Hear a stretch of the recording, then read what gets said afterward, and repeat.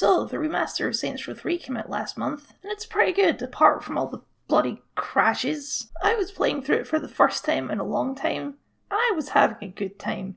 However, as I started to get further through the game, I got this subtle but consistent feeling of dread about getting to the end. Not because I didn't want to finish the game or didn't want it to be over or other sappy nonsense, but because ever since I first played this game, I found the ending really strange.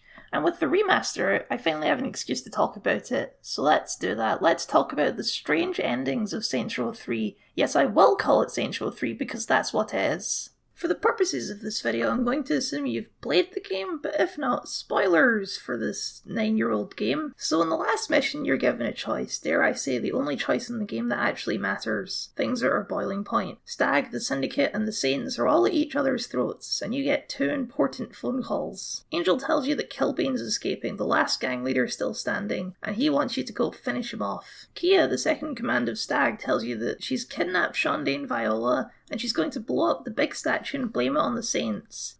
She's also kidnapped Burt Reynolds. She doesn't mention that for some reason. And so you have a choice, kill Killbane or save your friends. This is a bad choice, and I don't understand why it was given to the player. Personally speaking, I don't know anyone who didn't pick Save Shondae on their first go-around. And honestly, why would you at this point? What is the drive for the player to kill Killbane now? At this point in the story, the worst thing Killbane has done to you is blow up a bridge, which personally speaking isn't exactly revenge-worthy. If it was Killbane that killed Gat, that might be more dramatic, but even then, saving Shondae, Viola, and Burt Reynolds just makes way more sense. And if not for revenge, maybe because he's still a threat. Well, no, Angel calls you because the guy's running away, he's beaten, and depending on your previous choices, his reputation has been completely ruined. The game even plays I Need a Hero, which makes absolutely no sense if you're not being a hero. So, who cares, right? Obviously you can just pick Save Shondae and everything's fine. It's a choice, just make the correct one.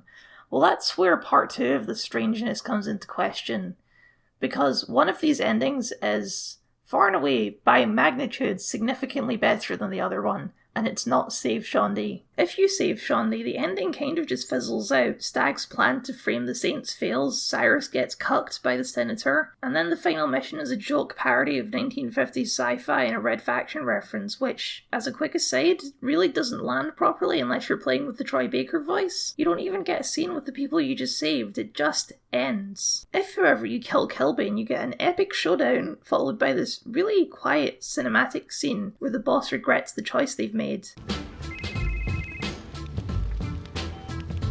Kill that son of a bitch? Yeah.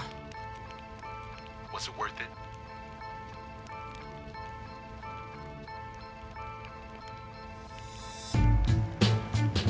Then the next mission starts with a funeral that's interrupted when the Daedalus flies in, the thing that's been teased all game long, and it's epic. It starts firing on the city, and you have to fly up and destroy it, ending with a confrontation with Cyrus. Then when that's done, you take over a newsroom, claim the city for yourself, and credits roll as you walk into your city. It's great, genuinely great. It's an actual climax to the game and a satisfying ending. And the majority of players aren't going to choose it because it's hidden behind the choice to save your friends or kill some guy purely out of spite. It makes me wonder if the game was written before choices were implemented and how drastically different the tone of that original game would have been. Let's go back in time for a minute. Whether you like this change or not, the tonal shift between Saints Row 2 and 3 is very noticeable. Saints Row had always had silly elements like voodoo and Biker Samurai, but Saints Row 3 significantly upped that with giant clones, laser guns, and zombie islands. However, to me at least, the most striking comparison is the characterization of the boss. The boss in Saints Row 2 is a ruthless, power-hungry psychopath. The game doesn't have choices, but the boss certainly makes some interesting ones. When told that the Brotherhood likes tattoos, their immediate plan is to steal radioactive waste and add it to the tattoo ink. They make Maro crush his own girlfriend, bury Shoujo Koji alive, and several other really brutal actions. Whether you think they were justified or not is up to you, but you can't deny how ruthless they are. This is not the boss in Saints Row 3. They still do a lot of violence, but not anywhere near the level of ruthlessness seen in Saints Row 2. I think the best example of this is Matt Miller. The boss of Saints Row 2 would never have spared Matt Miller. Plenty of people try bargaining in Saints Row 2, but they're completely ignored. In Saints Row 3, though, the bargaining works. Again, don't take this me as saying one of these is better than the other. That's not my intention. In this video, I'm just pointing at the difference between these two versions of the character, because we can now look at the ending from a different perspective. Save your friends or kill Killbane. It's like the game is asking you which version of Saints Row you want. Are you the violent, vindictive maniac of Saints Row 2? Or are you the more tamed, fun-loving hero of Saints Row 3 who just wants to blow shit up with their friends? If this was still the character from Saints Row 2 and there was no choice, I don't doubt for 1 second that they would go straight for Killbane without thought and maybe feel bad about it later, exactly as this scene shows. And it really does feel like that was the original plan, but somewhere along production the entire tone of the game was changed and this ending no longer fit in. And if that's the case, then that was absolutely the right call. Because for the boss of Saints Row 3, as it is now, with the choice taken away, of course they'd save Shaundi. They've already spared Matt Miller. Who cares if Killbane escapes? This Choose Your Saints Row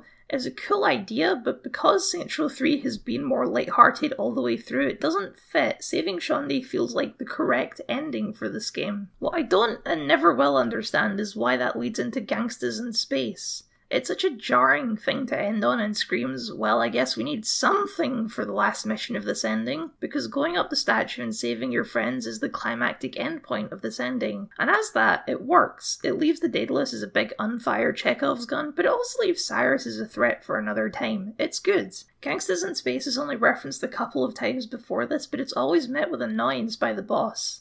Even at the start of this mission, they say this. Studio wants you to do a screen test for Gangsters in Space. Oh, fuck that. We're done being corporate whores. But for some reason, the Save Your Friends ending is also the corporate whore ending, which doesn't track at all, and is really what makes this ending so weak compared to the other one. I do have some sympathy though, because what do you even do after saving Shaundi? There has to be a big difference between these two endings, otherwise the choice is pointless. But the conflict is over, the Syndicate is gone, Stack has been outed as a public menace. You're done. Time to go to Mars, I guess. So, where does all this leave me?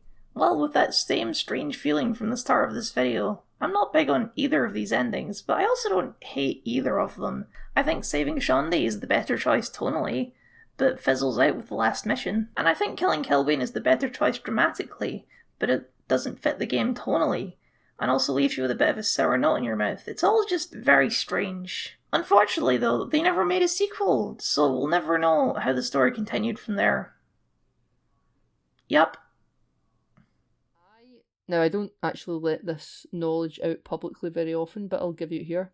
I actually am God. And I don't let many people know. You weren't supposed to reveal that on the podcast. Right, no, but this is one of those episodes no one really listens to, and one of the few, and it will get forgotten about. It's like when Grey shows up.